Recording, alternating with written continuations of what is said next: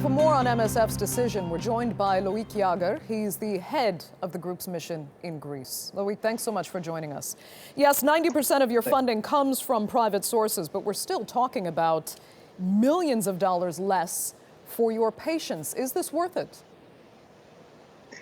Well, yeah, we think it's worth it because we think that we are at a critical time, and even though we've been denouncing the European migration policies for years, and especially last year, we think that this deal is a turning point where they clearly link humanitarian aid with their deterrence policies. And we can see here in Greece every day the consequences on the people of those deterrence policies. We need to distance ourselves very clearly from the leaders who are taking those decisions. Do you think this decision and protest, though, will actually influence or even change EU policy? We are not naive, thinking that by tomorrow the EU policies may change. But we do think that it's our role and it's our humanitarian identity that we are talking about now. And it's our role to take this strong position, to make it very clear that we want to be on the side of the refugees and not on the side of the people who are putting fences to discourage them from reach Europe or any countries where they can be safe.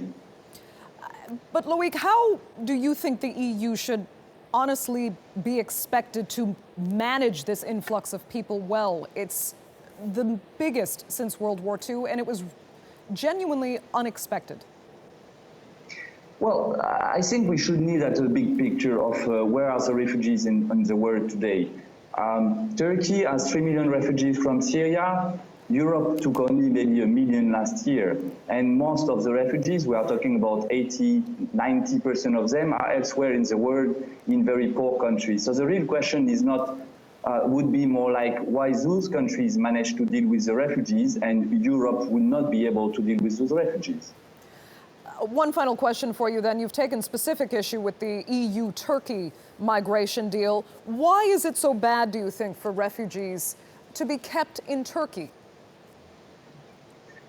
The question about this, I think we have to look at the whole picture. Is, as I said, what we are criticizing today is not only the EU-Turkey deal, is deterrence policies that are put in place by Europe.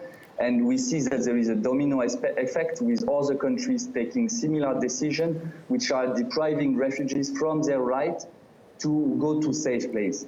Why do we take this position? Because you have two ways to provide aid to someone who is victim of war. Or you can reach him where he is, or if you cannot do it because the war is too intense, you need to have a way for those people to come to you so that you can provide them with what they need. And that's why we are standing for today. Okay, Loic Jaeger, I'd like to thank you so much for joining us from Thessaloniki in Greece.